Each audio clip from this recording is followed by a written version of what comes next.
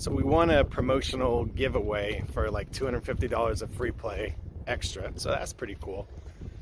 Got my name on the list for 3-5, but it's a long list. So gonna play some negative EV slots or video poker. Probably not good, but maybe we'll get lucky. We managed to lose 200 on slots despite that promotional free play and head to the table for our first hand. There's one limper. Let's call him Calling Station Sam.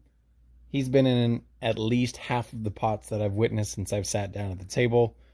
I take note of that. I make it $35 with Ace Queen offsuit.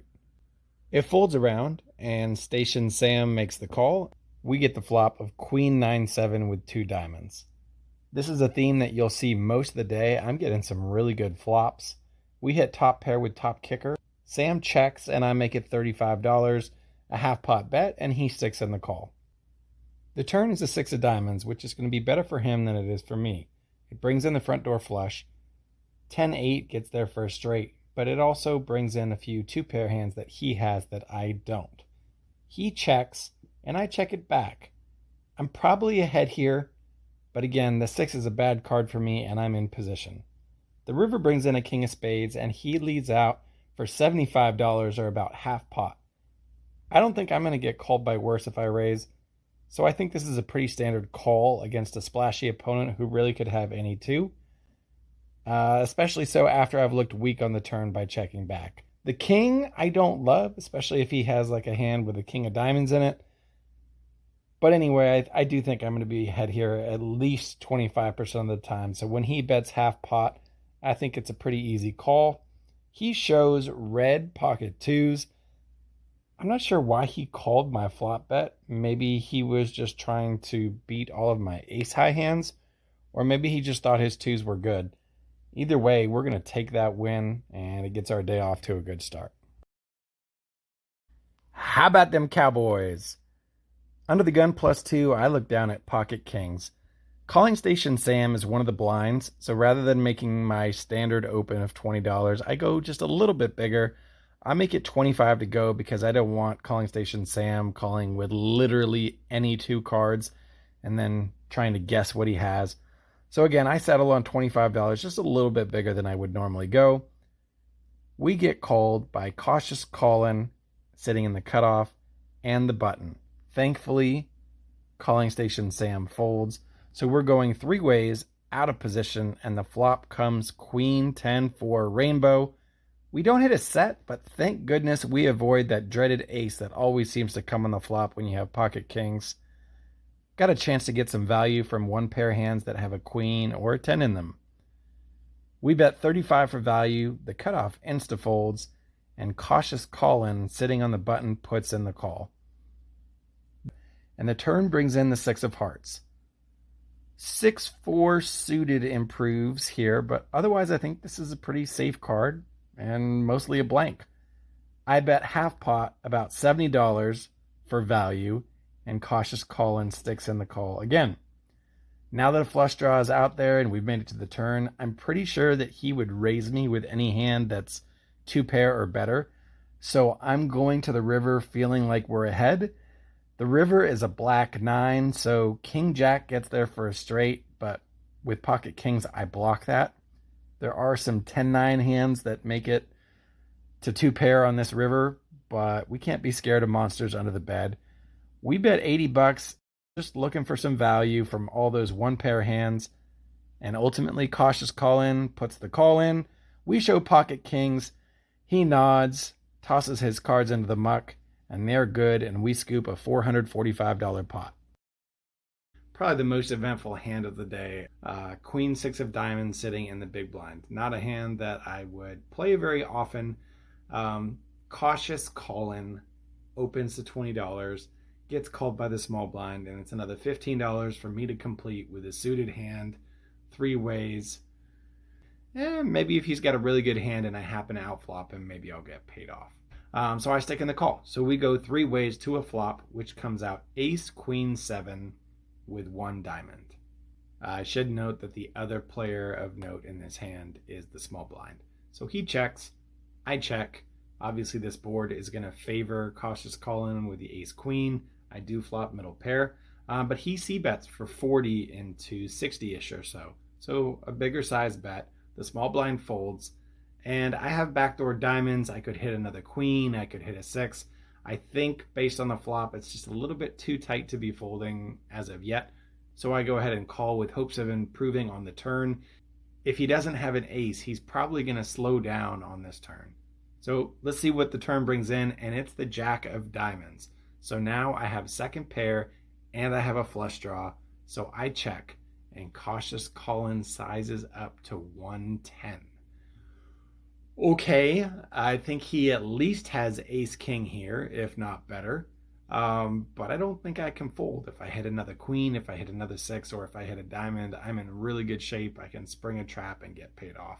So even though it's on the big side, I think I just have to call and hope to hit a diamond. Granted, he could have me dominated. He could have a higher flush draw, but most of the time, if I hit my queen, 6, or diamond, I'm going to be in really good shape.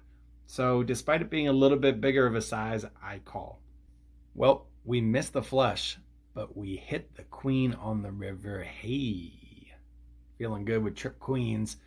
I check, getting ready to raise the river, and he does not do what I think he's going to do. Instead, he jams. He's all in. He covers me. I'm about 700 effective, so this is a massive overbet. So I go deep into the tank. After about 60 seconds, I tell everybody, hey, sorry, I've got a queen. That's why I'm taking so long here. So I start replaying the hand. It's cautious calling. I do not see him bluffing every single street. So I think he's really strong. So what are the hands that he's going to just bet, and then jam the river on?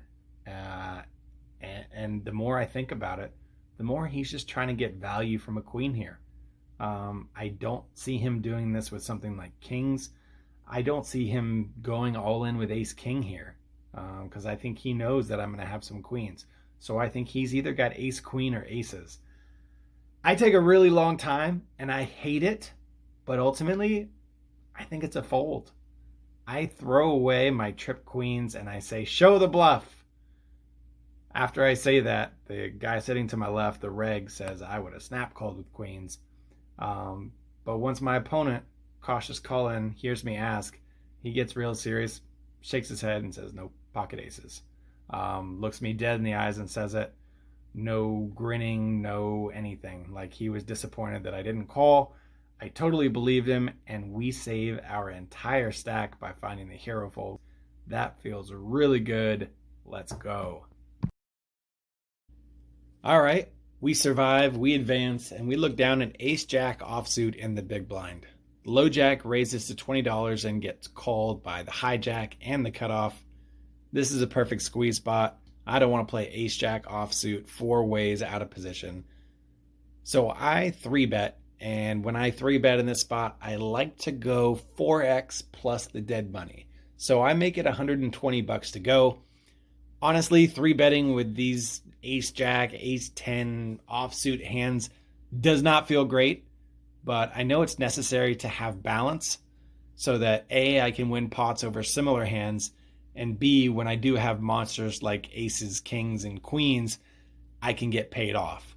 So if I only raise it with, let's say, jacks and ace-king or better, I really shouldn't be getting much action in return except from other monsters. So it doesn't feel good, but I know it's necessary. I stick in the 3-bet to 120 and we get fold, fold, fold. Everyone gets out of the way. We scoop a extra few $60 or so. That feels good. The very next hand, we get ace-10 offsuit from the small blind. So basically the same exact situation. Once again, the low jack, who this time is cautious call-in, opens to $20. And he gets called by the cutoff, which is calling station Sam. Everyone else folds, and I'm once again left with a similar situation. By the book, this is another 3-bet, but right after I 3-bet, the hand immediately preceding it, I don't want to get easy to play against. So I mix things up. I put in a rare call from early position with ace-10 offsuit. We instantly get rewarded with a flop of 10-8-6. Top pair, top kicker. Most of the time, I'm going to be ahead here. I definitely have the range advantage. I have all the 2 pairs, all the straights, and I've got both middle and bottom sets on this board. Rather than letting it go check, check, and then letting somebody get there on a free Broadway card turn, I do something I rarely do, and I donk lead. For those of you who don't know what donk leading is, it's when you're not the pre-flop aggressor, and then you decide to lead out before it makes to them on the flop. So I donk lead $35 into 60. Cautious call-in folds, and calling station Sam makes the call, as you'd probably guess. The turn is an ace, giving us top 2 pair. We could check back to make it look like we only have a pair of 10s, trying to induce a bluff, but instead I opt to see if I can get Sam to give us some more value on another street. I bet a measly 55 for value, which should price him in with basically any 2 cards, and I can reevaluate on the river. Sure enough, he puts in the call, and the river brings in a 5. This really shouldn't change much. Against a player with basically any 2 cards in his hands, I feel pretty good about top 2 pair. I decide to get tricky.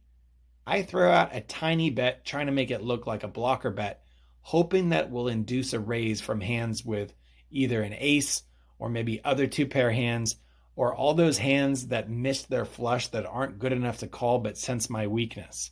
If he has a poor 1 pair hand, he can just make a crying call, and that gets me extra value that I would not have gotten if I had bet something like $80 or $100. It's a little bit abnormal. It's definitely not balanced, but I bet $20. Sam looks disgusted. You can tell he wants to raise, but he thinks better of it and tosses his cards into the muck. The solid reg to my left says power poker, thinking that my bet meant that I was really weak. But I tell him and the other player that he made a good fold, that I was trying to induce a raise. The reg to my left says he for sure would have fallen for the trap and he would have come over the top. Nevertheless, I think it earns me some street cred. I take down another pot, and today is just going about as well as it possibly can.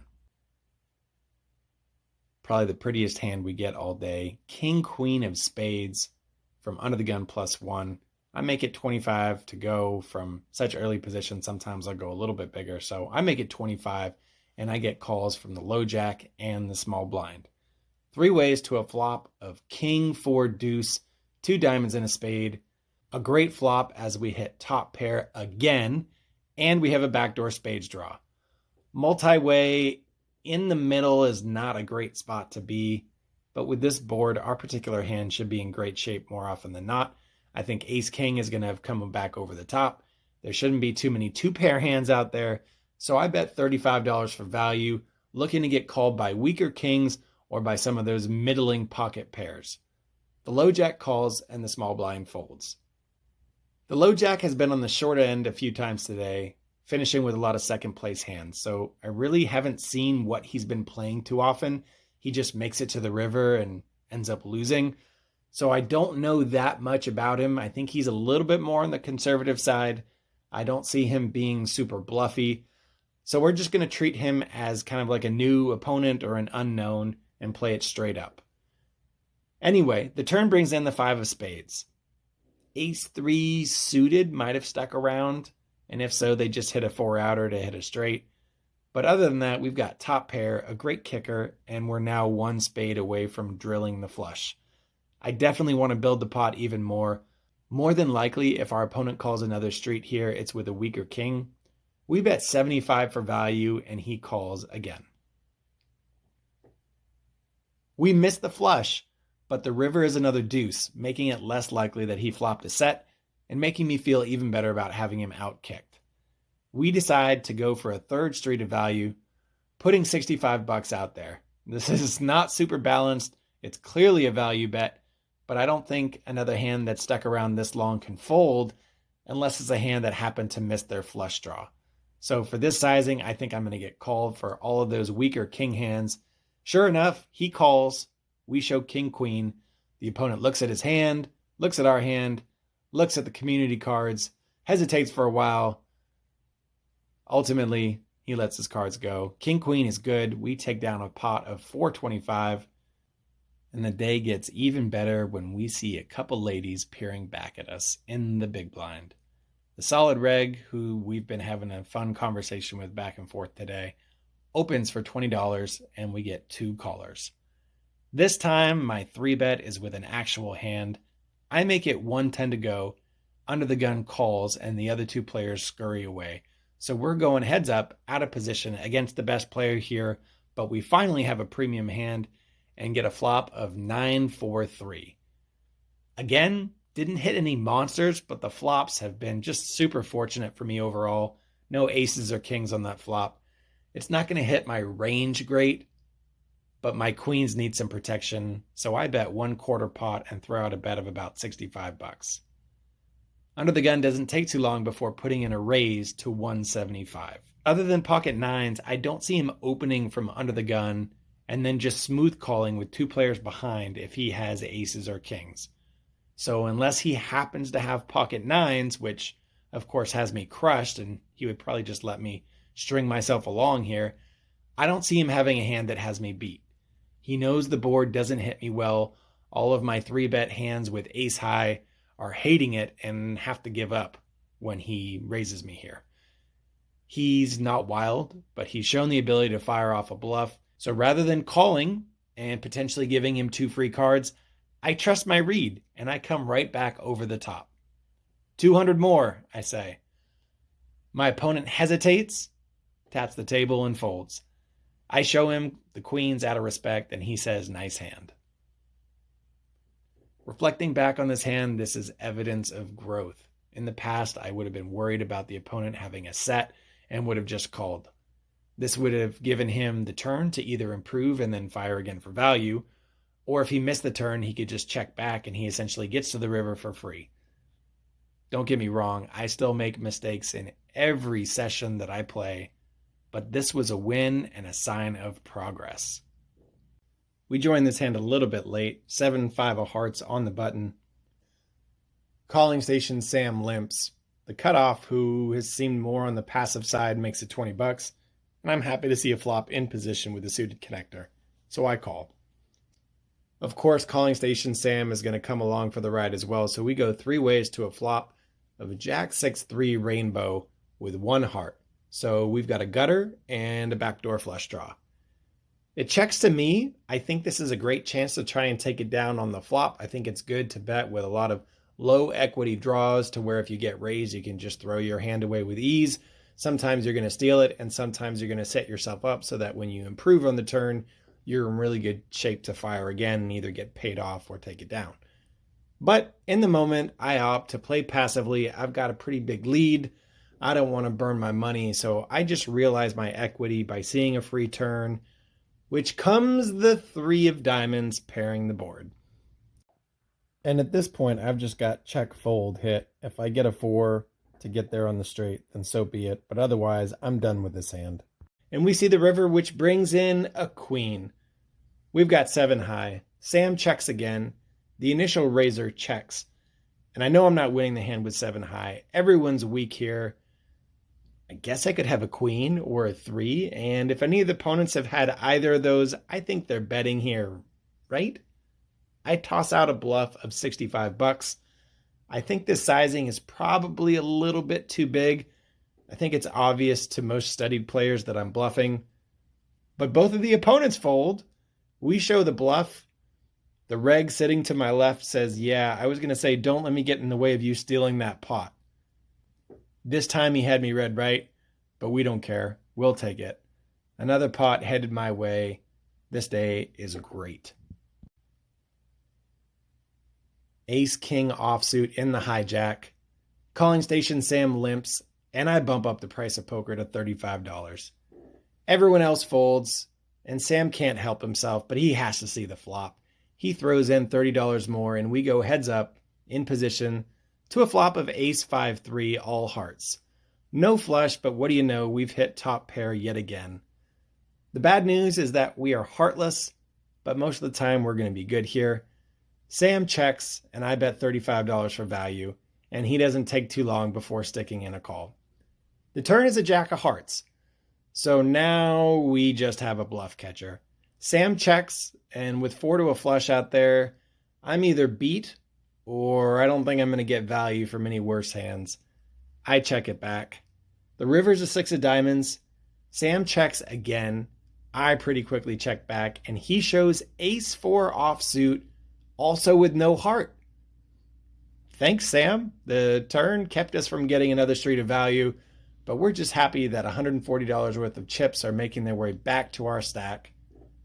And that was the last hand of the day. We played for just over 2 hours, bought in for $500, and cashed out for $1,547. Make an easy $1,000 in 2 hours. Always feels good to be in the black, and we have a nice, fun drive home. Hey, Parsh, it's been a minute since you've been on camera. One thing that I've realized is that somebody made the comment the other day. About how they like that it's not a bunch of fancy plays or fancy editing. And I asked another poker friend of mine how his most recent session went, and he also used the term, I didn't do anything fancy, but I came up. I want to be clear, the purpose of this channel is not to impress you. It's not to be the best poker player of all time. I'm not. I'm still getting better. I still make mistakes, like I said, every single time that I play. When I'm up, I like to lock in a win. Don't get me wrong. When I'm down, I'm willing to take a lot of risks to try and end up in the positive. When I'm up $500, I do not like giving it back.